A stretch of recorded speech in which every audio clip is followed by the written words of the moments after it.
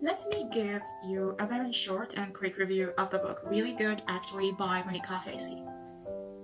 I picked this book just because it was narrated by Julia Whelan, and she's one of my, she's the best narrator ever for me, and I just pick anything that she reads blindly and then go through the book as she reads it. And sometimes I love it, sometimes I don't. So this book is about Maggie, who is a girl. She's 29 right now. She has been in a very long-term relationship, which resulted in marriage, but then after 2 years of her marriage, she's now divorced.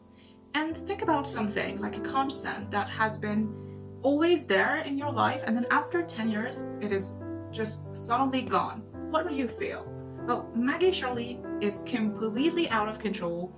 She is absolutely devastated. She's acting very strangely. She has just lost her mind in kind of like a very bad way, an unhealthy way, which is actually hurting herself and the others who are around her, which will at the end result in hurting herself again. So if you have seen movies like Batman or other motivational movies when we have a character development, you probably know that usually in these movies or books we have like a bottom line, a place where everything completely falls down and the main character feels like, okay, this cannot be worse than this.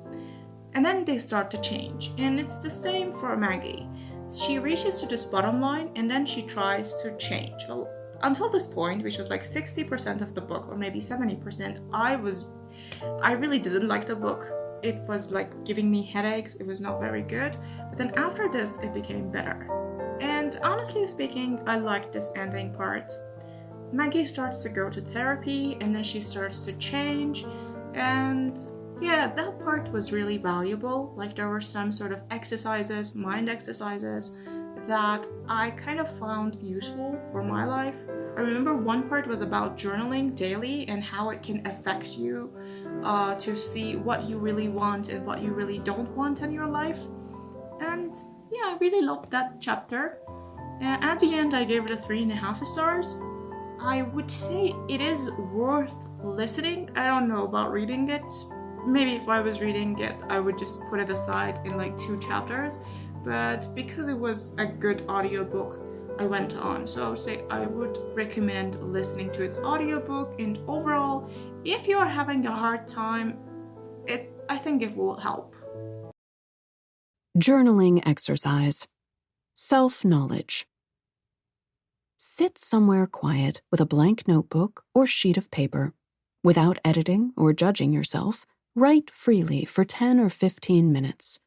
Try to answer, or at least think about, the following question. What do I want? If this is difficult, consider the opposite. What don't I want? I want better posture. I want a good life. I want to spend less time on my phone. I want it to matter that I stopped going to Whole Foods. I don't want, particularly, to wrinkle. I want a kitchen with a lot of natural light and a little rack to hang pots and pans on. I want to know if vitamins do anything.